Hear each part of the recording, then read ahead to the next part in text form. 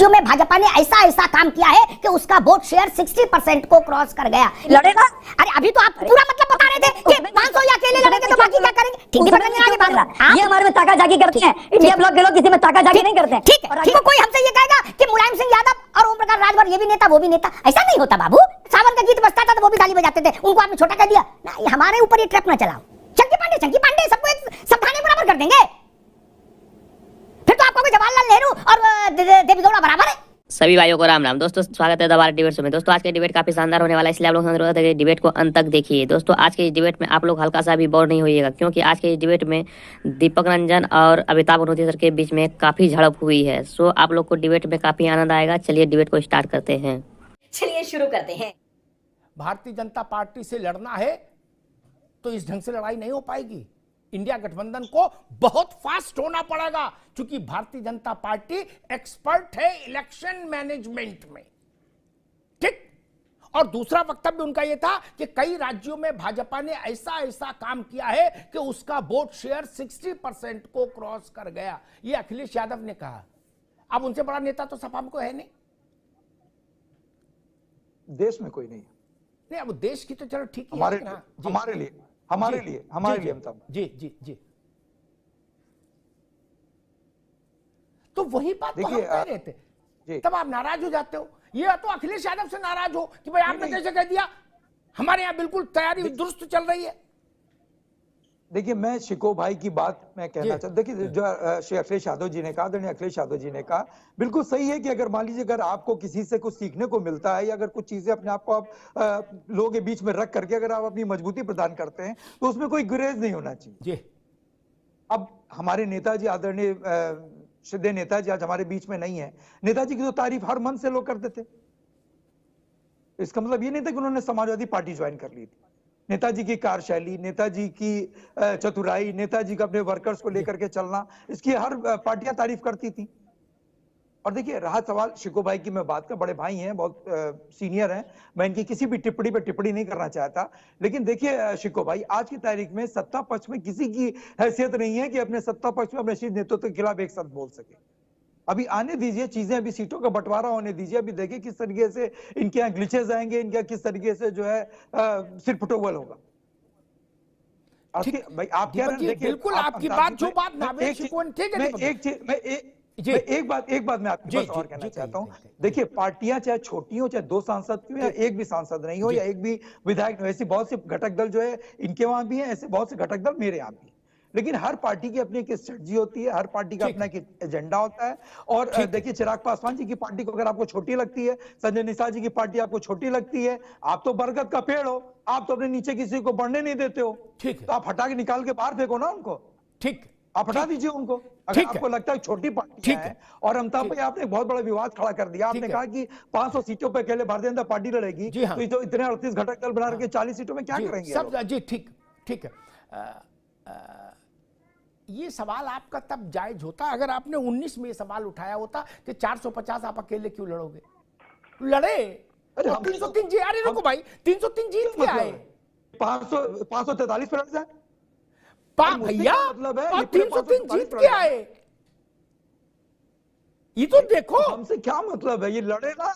अरे अभी तो आप पूरा मतलब बता रहे थे कि 500 या अकेले लड़ेंगे तो बाकी क्या करेंगे। ठीक, दीपक रंजन आगे बात आ गई। अरे रुको रहे हैं ना, ठीक है, इनके घटक दल जाने के कितनी सीटें मिलने की हमसे क्या लेना देना। ये हमारे में ताका जागी करते हैं, इंडिया ब्लॉक के लोग किसी में ताका जागी नहीं करते हैं। ठीक है, और राघवेंद्र भाई कह रहे थे समोसा चाय, अगर ये कहेंगे तो अभी रुकना होगा, अभी रुकना होगा। राघवेंद्र भाई को भी समोसा चाय भिजवाऊंगा। भाई अरे रुक जा भाई, आप रुक जाओ कि फला पार्टी को छोटा बता दिया, ढिका को बड़ा बता दिया। अब छोटे बड़े की बहस में नहीं पढ़ना चाहता, मेरे तो सभी मित्र हैं सारी पार्टियों जो चला रहे हैं। लेकिन एक बात कह दूं, चुनाव में आपने केशव देव को साथ रखा। नवेद बाबू, चुनाव बाद केशव देव से वो फॉर्च्यूनर खिंचवा ली क्या? छोटे थे इसीलिए ना। ये सवाल के जवाब अब वो फिर नहीं, आप जवाब नहीं, आपने कहा इसलिए मैंने कह दिया छोटा बड़ा। ठीक, मसला ये नहीं है, मैं इतना बड़ा हिपोक्रेट नहीं हूं, माफ करिए। अच्छा लगे तो भली भला, बुरा लगे तो पानी पियो। मैं इतना पाखंडी नहीं हूं कि मैं ये कह दूं कि भाजपा और निषाद पार्टी बराबर, कांग्रेस और पीस पार्टी बराबर। मैं इतना बड़ा ना मूर्ख हूं और ना पाखंडी हूं, क्षमा करिएगा। जो कह सकते हैं उनको मेरा दंडवत प्रणाम। मैं नहीं कह सकता, आपको अच्छा लगे बुरा लगे कुछ लगे, ये तो मैंने कहा, मैंने आपसे थोड़ा ना कहा कि इसलिए मैं इस बहस में नहीं पढ़ना चाहता। मैं हर पार्टी की उसकी जो रियल ब्रांड वैल्यू है इलेक्शन से आती है समझ में, और किससे आएगी? थर्मामीटर तो इलेक्शन ही है। पार्टी तो आयूब साहब की भी है, पीस पार्टी,